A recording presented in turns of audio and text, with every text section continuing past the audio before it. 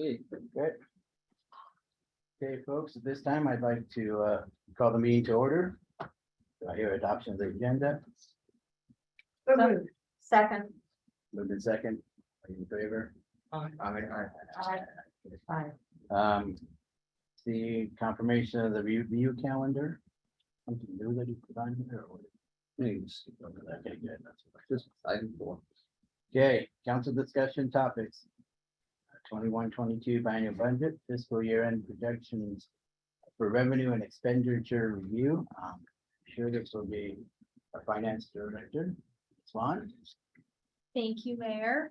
And we have a short presentation for discussion this evening to kick off our budget discussions. But before we start in, I just want to say that there's a big shout out to all the departments because this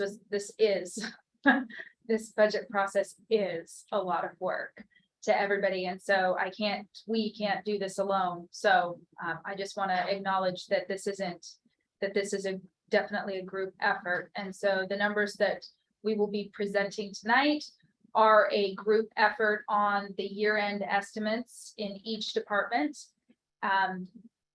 And with that, we are going to, wait for the next slide for just a minute. I'm waiting. Please. So the way that we are going to present this is exactly in the same format that we have presented it previously. And to council members that have been here, this will look familiar. This document actually comes directly from our budget. And so that's the format that we're going to use. We are going to stop at the general and street fund and only have a discussion on those two together. And then we're going to walk down and go through all of the funds. But we're just going to have a discussion because most of the discussion will probably be around the general fund. And so with that, before we transition to the next, are there any questions before we get into it? Just. You want to? The details be easier to follow along on the screen because we've broken it out for you. Like Lindsay said, but you can take this with you. Yeah. Are you gonna come? Yeah. I'll get that. Yep, It's the presentation is going to outline exactly the numbers. this document. So moving to the next slide, which is the first part of the handout that was just provided. So going into walking down to the general fund, this document also can be found in the budget, the same format. I guess I just repeated myself. So walking through, I just want to take one more minute. I forgot to mention for the new council members, I just wanted to define the term when we use the term operating. What that means in a budgeting sense is just taking the actual revenue that came in for the biennium against the actual expenditures that are within that biennium. And it means leaving basically the fund balances out of the conversation. So when we use the term operating in a budgeting sense, that is what it means. I just wanted to take 1 minute to remind those that are familiar with that. And then for the all of the citizens that are watching too, to just define that before we walk into this. So going into the general fund first, we did end 2021. First, I want to say that we budgeted the 21-22 budget was very conservative because it was built during the pandemic. Yeah. And so it was built very conservatively, and I want to state that because all of the expenditures, every single department did an excellent job tightening their belts. And so with that, the revenues did come in. There are some definite one-time revenues in the 21-22 revenue number that we want to just state as just that. We've got some that the traffic cameras for the revenue, that's more of a one-time bump back from 2021. And going into, and so that's just more of a one-time bump. We've had those conversations through budget amendments and whatnot. And then we are seeing that the sales tax is increasing to trend upward. Going into the expenditures, basically, like I previously stated, they were built tight, and every single department has basically lived within that extremely tight budget. That being stated, walking into our next budget, there's some things that are being requested to be reinstated. Some of the big costs that kind of basically went away during the pandemic or became much smaller were travel and training. That was a big one because everything became online if you could attend it, if it was held. But now things are starting to be held in person. So just as an example of one item, and that is across all departments. So travel actually is becoming more expensive, hotels, mileage, etc. So that piece of the cost of training has gone up in addition. And so in the general funds, there is a projection to be positive. And we want to have that conversation with the street fund that continually tends to trend, needing to pull from ending fund balance.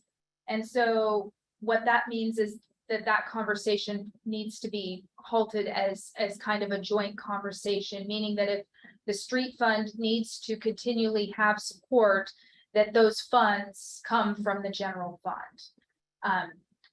And so I think I'm ready to walk into the next slide. Okay, next slide. So, I mean, what you see on this slide, obviously, is, you know, get excited because you see just over $1.8 million to the plus revenues to expenditures. As Lindsay stated, 1.2 to 1.3 of that was a one-time bump just from traffic cameras, and that was because of the cohort model that existed in 21. Basically, we had traffic cameras on all day, and it was not what drivers for a year we didn't have school, and prior to that it was a totally different model, and so we saw that bump. But as we walk through this, we want to make sure that we identify that that's one-time dollars. That's not something ongoing that we see continuing. And as Lindsay said, we're watching that trend of sales tax, but while it's starting to trend up, we're only 2 years in. We don't like to make projections of what that ongoing revenue might look like and start committing to ongoing expenditures when we're 2 years into what may be an actual trend that continues. But so if we take the 1.8 million of one-time general fund surplus, we've had a delta between revenues and expenditures for, I think, since before the mayor was on the council. He first came onto the council. There's always been that delta, is what was for a long time called the structural deficit of just revenues do not meet expenditures, and through savings and one-time bumps, whether it's traffic camera revenues, it's a good year in building permits, there's always been a way where the city in the next year can roll some dollars forward to meet that deficit. And so what we're looking at right now is about $1 million in deficit between revenues and expenditures in the general. This is based off projections. We're scrubbing numbers right now. Everything at this point in time, we need to remember, is projected. Ending fund balance, revenues, these are all projected through the end of this year. And so these are goals. These are now the targets that the departments have through the end of the year as far as their expenditures. We won't spend more than X, and if they spend a little bit less, then we'll have more to dig into the general fund, beginning fund balance. So what we have remaining out of that is about $847,000 of one-time funds. You have the street fund that has its deficit. This has been an ongoing thing. In fact, Lindsay and I were looking at the numbers today. This is almost to the dollar, the amount that we projected would be needed out of ending fund balance to finish the year. So that leaves you about $733,000 of that one-time money. Now we have $491,000 in new one-time requests from departments. And we have almost $984,000 in ongoing requests. Obviously, that's problematic because these are not ongoing dollars. Part of that is the radar program that we've been talking about, the expansion of, but the majority of that is requests for GIS personnel, a new traffic officer, some help in the finance department, some help in the courts. Most of those are salaries and benefits requests. And so our job between now and when we hand you the budget in September, which needs to be a balanced budget, is, we can find ways to do the one-time things. And we've got, and what's not included here, we do have some dollars from ARPA that we took as lost revenue. We're still, projecting to be down about half of the revenue from passports in the next biennium as we continue to build that program. And so we can tap some of those, but those again, as well, are one-time revenues. And so part of the discussion going forward, and this goes back to the council retreat, is trying to determine where the needs truly lie as far as additional police, additional staff through the departments, and where those revenues to pay for that is going to come, as well as how are you going to close that gap of that revenue to expenditures delta that we see by so that's just a quick synopsis. I don't want everybody to get really excited when you see 1.84 million without some context of it being one-time dollars and the deficits that we run every single biennium. The last biennium was harder. It was a little different because we were dealing with COVID, and we anticipated going into that biennium that we would reach into fund balance or reserves. We did not, because CARES came along and saved us. But the biennium before that, because we had some one-time funds from building, so for the 1920 budget, those were dollars that rolled over from 17-18. So if you go back, you will see that same trend. Several bienniums. So questions on this slide. The next slide just gets into it is the sheet that you have before to walk through the rest of it. Questions on the slide? Wait for our studio audience.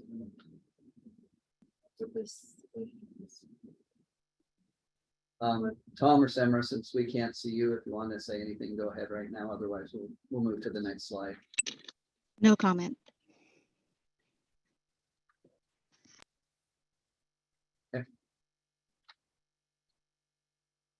Let me make this a little bit bigger. I will just say, having been through this as a new council member the last time, it took a while for all those things that Phil is saying to sink in. So don't be surprised if you feel that way right now. I am gonna walk, and I'm just gonna walk through each line item. The council contingency, this is just a fund where it takes action in order to use those funds. It just is an interest. It just gains interest, which is the revenue, and doesn't have any expenditures coming out of it at this time. Transportation, walking down to 104, the transportation benefit district. This is where the vehicle tabs go into.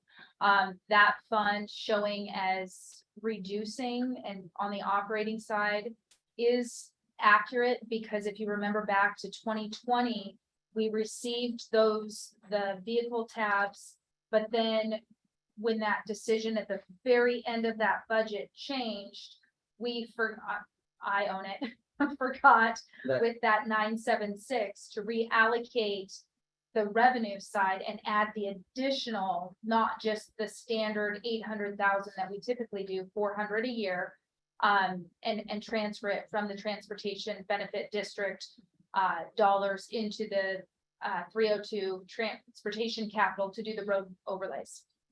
So that is anticipated. That is an anticipated number. Budget stabilization, this is just another fund that is there as just an interest. It has a bucket of money with interest and doesn't have any expenditures tied to it. Walking down to the strategic opportunity fund. This one was kind of a one-time fund to purchase, or it was created for, in the a couple bienniums ago, wasn't it? The 1920, 2020. I think it was created prior to me being here. So it was 1920. Oh, It was 1920. it was created originally. Sorry. Yeah, 19. In the 2019-2020, to create a bucket of money for the opportunities that continued to show up and purposefully set aside some money so that the city had some funds set aside to basically take those opportunities that it seems like most cities struggled when they show up to be able to fund. Walking down to 301, the capital improvement fund. That fund is also what we made, the main revenue on that fund is real estate excise tax, or what we refer to as REIT 1. And the expenditures out of there have been some capital improvement, the Animal Acres project and such. And then walking down to transportation capital, 302, that's also a real estate excise tax fund. That's what we call REIT 2, is one of the main revenue sources in addition to grants that are received into that fund. And that one is doing well due to all of the home sales. Walking down to the capital facilities maintenance, this is a fund that is funded through other funds in order to have a separate capital facilities where we do improvements to the buildings. And that was recently set up. Walking down to the 401, the sewer utility fund. This fund is actually projecting as possibly using a little bit, and that's mainly, I will just say, in 2022, due to the projections on that fund have to be a little bit higher to make sure that we do not come in over on expenditures. I would rather, as a team, we would rather give you higher numbers on a year-end estimate and then be able to come in over or underneath that number. So that's what you're seeing, is a high estimate of expenditures out of that. So I'll just stop there and say it is possible that that fund will not end up in year-end a projected ending balance as a negative. But we have to project it that way on some of the bigger utility funds. Walking down to 402, the sewer capital, that is a pretty straightforward one, and that's the fund that provided the expenditure there. Basically was the interfund loan that provided the strategic opportunity fund the opportunity in order to fund to purchase the park on the 2 grants that were reimbursement based. So we had to pay for that up front and then get reimbursed by those entities that allocated those dollars to us. So it was a cash flow timing issue. Going down to the surface water utility fund. This one shouldn't really be a surprise with all of the conversations around all of the new permit requirements from Department of Ecology, et cetera, that have been going on. This one just shouldn't be too much of a surprise. Walking down into the surface water capital, on that, Going back to the surface water utility. So what are the additional expenses as a result of the permit come in place that would affect this by?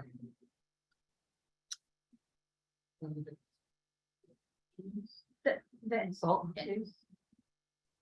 it's, Yeah, I think it's the, Consultant use for parametrics. You know, that's basically. That's a result of that. $350,000 or so. To parametrics. Thank you. thank you for the help. And, walking down to the surface water capital, on that fund, that fund is, mainly funded by not mainly, funded by the surface water and the rate within that. And so, and that fund, the expenditures on that actually do look to, be a little less than the revenue coming in. Walking down to the sewer bond reserve, this is, a reserve fund that when an entity or a city has debt, they always have to hold it's very standard that they have to have this, and this is kind of, as long as the city has debt, it's an untouchable fund for the moment.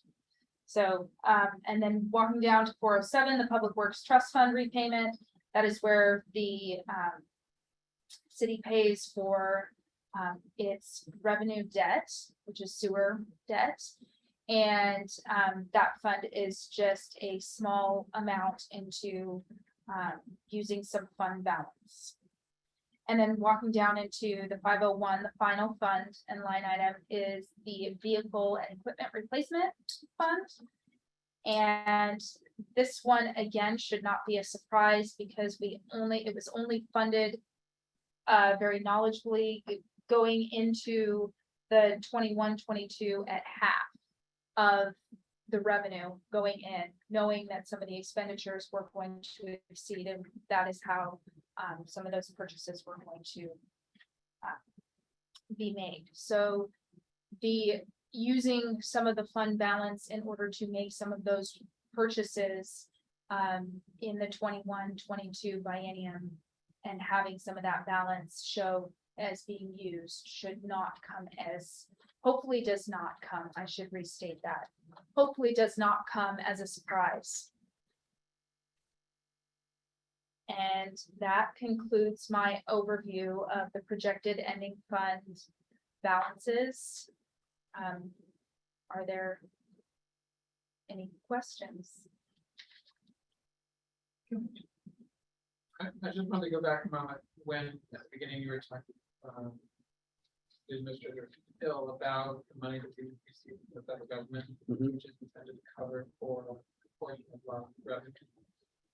How is that being tracked? Just in terms of how much money we got, how much money did we use, how much does it relate to lost revenue? So how does that fit with this? So it has its own fund that is outside use and use. So that's where we're tracking that total dollar amount. We took, was it of the the last tranche, we took all the 300,000, no, it was all but 300,000 of the 1.8 that we just got. These are rough numbers, plus whatever was remaining, we took as lost revenue. And then we get the 300,000 For for, reporting purposes, on that, for reporting purposes, because Do you have this in the document here on a slide? no, it's not in. That'd be a good addition, I think.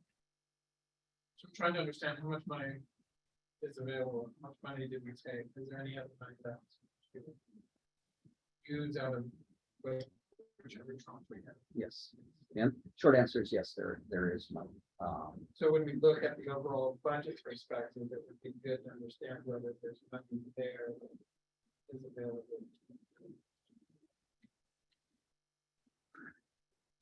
They can use for certain things. Yeah, recognizing it's not ongoing. Yes, not ongoing. We did take it as lost revenue, so it doesn't continue to have the same constraints. It's no longer federal dollars, and so it's not constrained to those allocations that were allowable under ARPA and previous CARES, but it is one-time dollars. Right, but it also reflects that we did recognize that we had less revenue in certain areas, so it is intended to cover some of that, so. In Mhm. that regard, it is ongoing because it is intended to cover lost revenue that we would recoup in future years. When the revenue would be covered. Let me see if I can find that number for you. An example is customs. Be different, people are traveling, so we'll have additional revenue. And so like to your point exactly, my thought process is that's gonna be roughly $200,000 short for this upcoming biennium. So we could take $200,000 out of that and plow that in. So let me see if I find that number for you. You don't have to do it now, but if there's a report that would show. Yeah, we can get you what the the total. revenues were, anticipated loss revenues, how much money would that cover? I think Philip, I have to explain everything.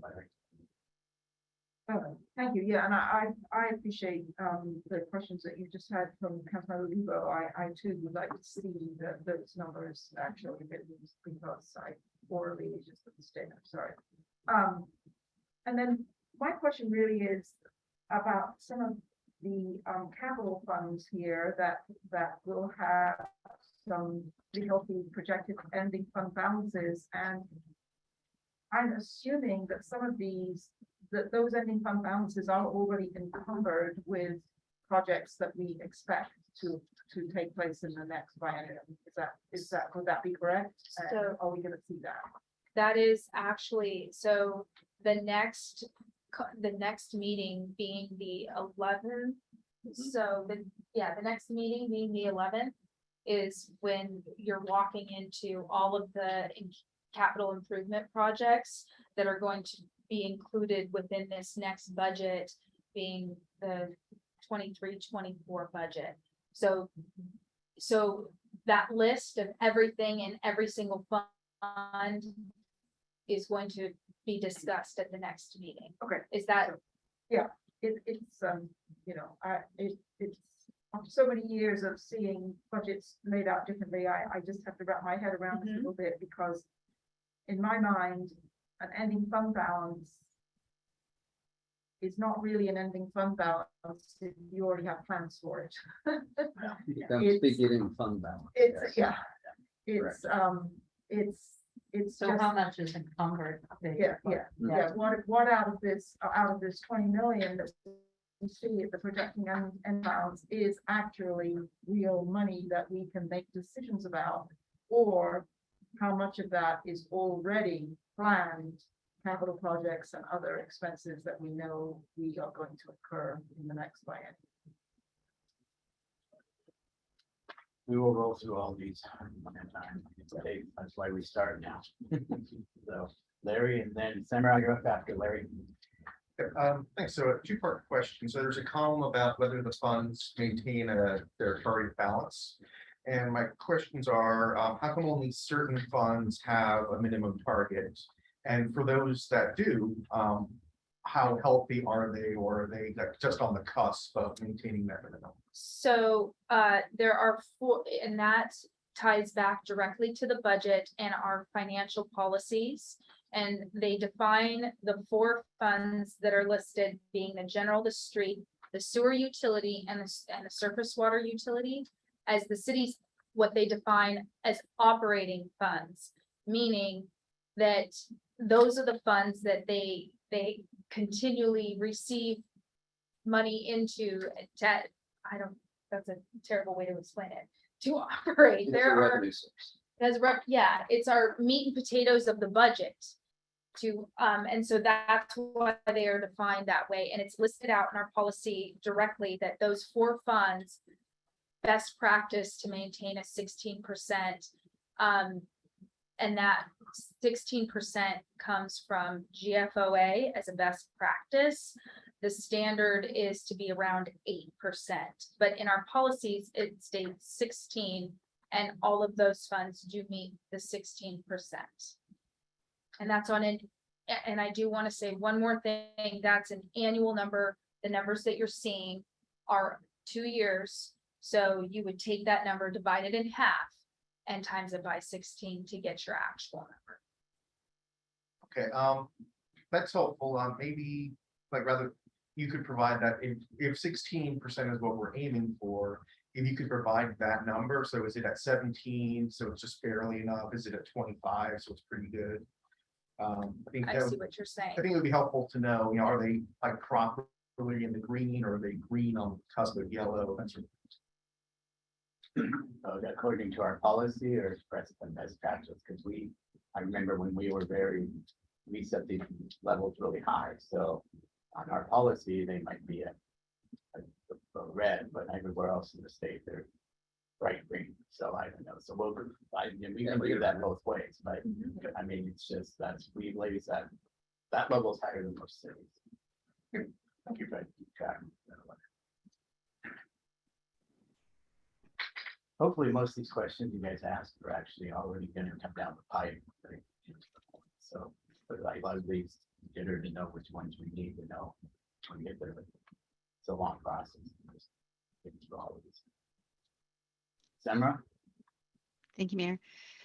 Just a question about the vehicle replacement fund. In the projected 22 expenditures, does that include additional vehicles being replaced between now and the end of the year, or not?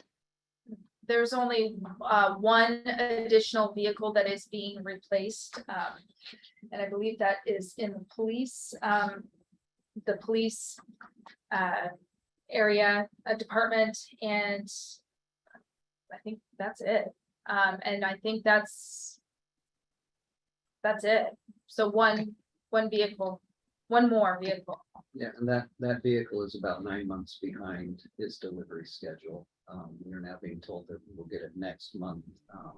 But it was ordered last September, so that's where that market is as far as being. It's a Ford, and they have delivery problems with their chips, and so that's where they are. So I think it was 2 weeks ago Monday.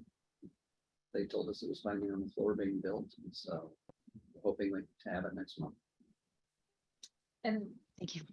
the other thing that was a big deal that was purchased early in 2021 was the backhoe, with the case, a piece of, I always call it backhoe. It's not just backhoe.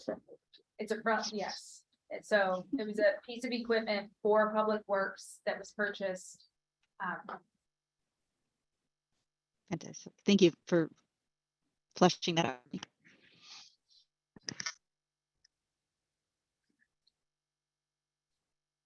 Okay.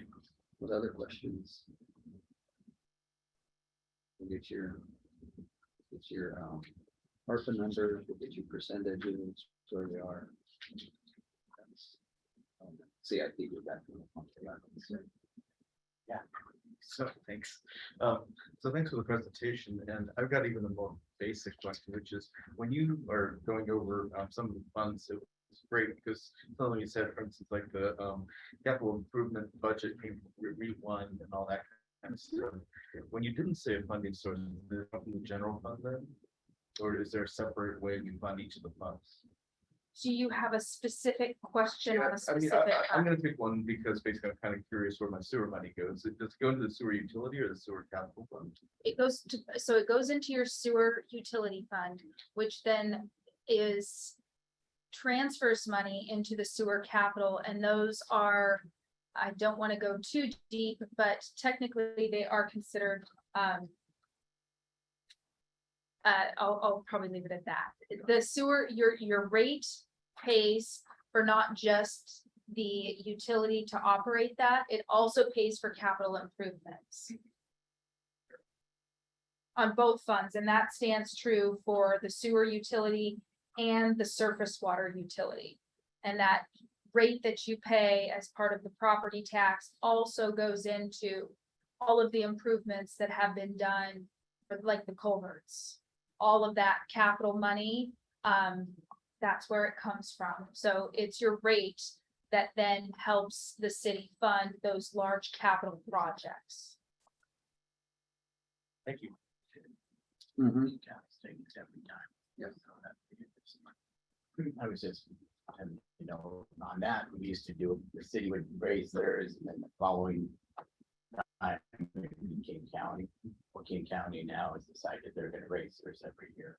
So there won't be this over, you know, so that'll, you know, that's good. We have to look into that. That'll be something because we usually, and us as rate players had a little bit of a break, and now King County's like, oh, we're just gonna go every year, and that's gonna make it harder for things, so. Well, and in the Sound Cities policy meetings, there's a lot of talk about the need for tertiary treatment to control nutrients. And I think the smaller cities or all the Sound cities are kind of pushing back and saying, well, have we looked at all the tools and all the technologies? Because it's a huge expenditure that would raise those rates pretty sky high. So there's a, you know, a sense of a direction coming from Department of Ecology.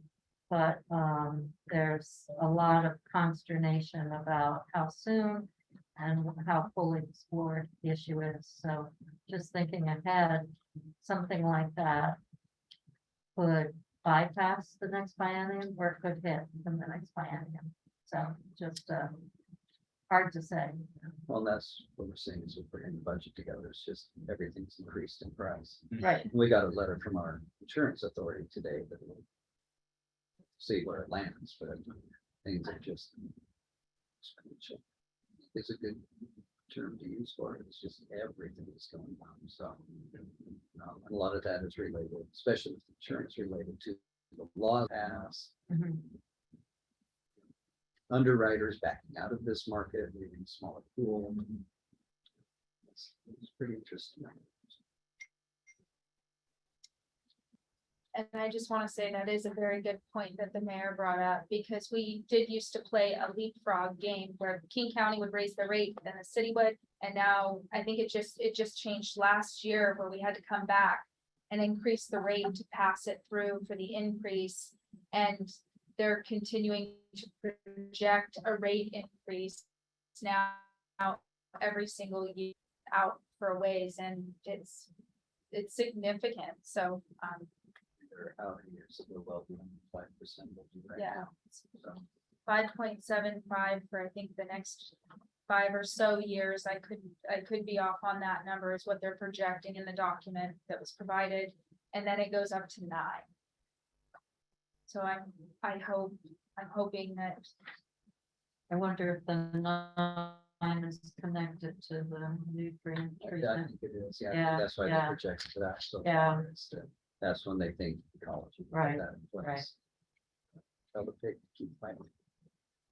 Yeah. Good. So that way. I'm hoping to maybe just take like a 30,000 foot view. So you would mention that since the street fund has had a negative trend line of late, about tethering into general fund. 30,000 foot level, are there any other funds that you have concerns about because of their negative trend lines? I think it's concerns that have been brought forward to you, not necessarily through me, but through the Public Works Department in surface water. I think that we have a lot of capital projects. We have a lot of that are being projected within that fund, and that is something that we will start to address or discuss, excuse me, in the next meeting, just to show you the list of everything.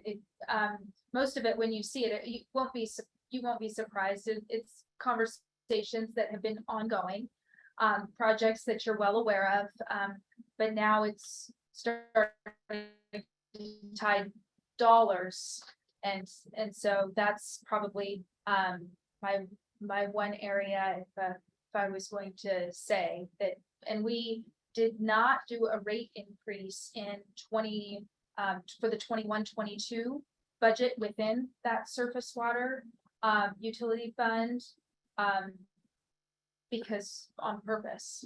It was, It was intentional. That was an intentional, and we're starting to see some of that, it does assist every utility fund to continually do a small rate increase. And then when you don't do those on a continual basis, then it does start to quickly show up.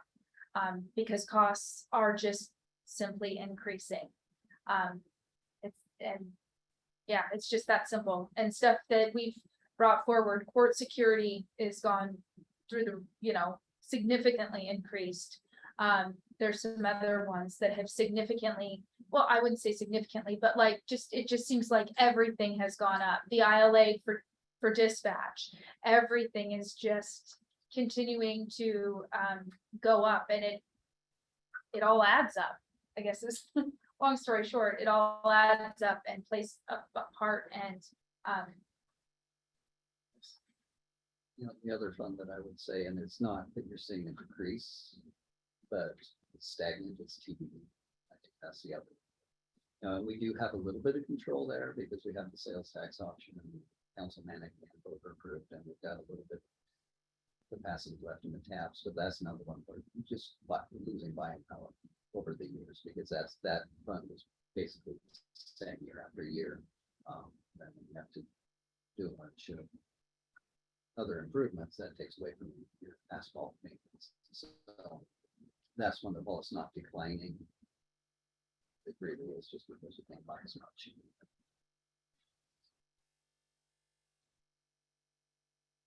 Yay.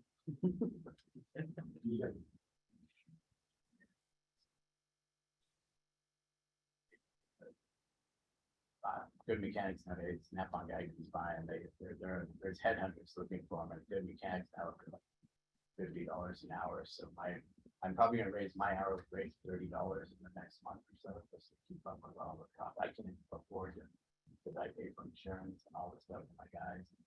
It's just absolutely out of control right now. And it all comes down to us. It's really a bummer. Exactly what you see on TV, 10.1%. So. Okay. Yeah, CIP next, September 8th. Give you a balanced budget. I'm just jumping way ahead, I saw that. but and just give you some ideas as far as it goes down to ARPA, it goes down to some of these one-time funds that we have. And then it goes back to the revenue discussion, how we lay out the future. We can't do it all in one bite. That's not a reasonable approach, but how do we start building? I would just throw in there. Councilman Lebo's very, he does a lot of money stuff, has that in the brain. Most of us don't. I've been doing 11 years, but we start this real early because when I first ran the council, it did not go very smooth, and it did go down to after the holidays and emergency meetings and stuff. And I will give Councilmember Risha a big hand because he was the first one that said, no, we got to get our act together. And we've really done a good job of that. It's mainly because this is hard. It's especially when you're first through, you just got to watch it and you got to learn, and you always have questions, and it's mind-boggling. But what's great is we start early, do it this way, to do little things and work our way up to it. And then at the end, when we're all sitting around the table, when you get my budget, it will be balanced. It will not be pretty, but it'll be balanced. That's pretty much the way it has to be. And you'll be well informed of why it's that way, and then we'll go there. But so, that's why we started to do the way we did. We don't want to go back to the old days. They were not fun. Us who lived through them know that. I think Tom would understand that. So that's why I think it goes really good. And I try as mayor to put all you guys in and sit with you more than you're kind of part of the process of me coming up with my budget. So I like the people to come in and say, this is where we're at, what do you think, before I get my budget out. I look this, hey, here's budget, figure it out. But I think that helps me and communicating what you guys want me to do, what you're thinking. So when we get to that point where I end the budget, I'm not shocked and you're not shocked and say, wait a minute, what about this? Hopefully we've already talked about it. So I think what's tough is I came in with a pandemic budget, and that was a tough one. Yeah. to navigate through. And my sense from just the realities of what things are costing and inflation across the board is this one's going to be challenging too. The priorities and expectations are going to be challenging for us. So it's kind of a bummer for me because, you know, it's 2 cents of tough budget to go through. No good, not much good news in terms, well, ARPA and CARES were good Yeah, they help us a lot. for us and helped us a lot. It would have been far worse if we didn't have those, but still.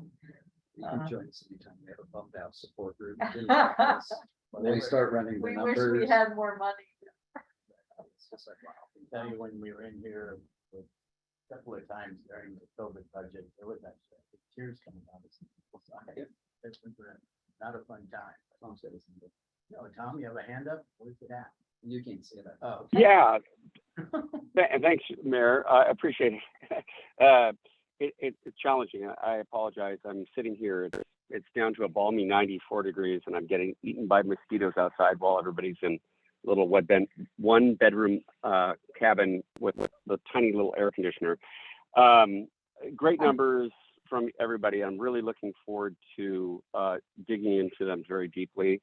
I appreciate the staff's incredible, Herculean effort to get them to us. And this conversation is going to be ongoing here for a number of weeks and months. And while, some of the numbers may not be what we expect and what we would like, at the same time, we're in a lot better position than most communities. And so I'm looking to the positive, and I want to thank the administration and Lindsay particularly and Phil for putting this together and bringing it to our attention. And again, looking forward to digging in real deep and seeing what we can come up with and do the best we can for the community. So thanks, Mayor. Appreciate it.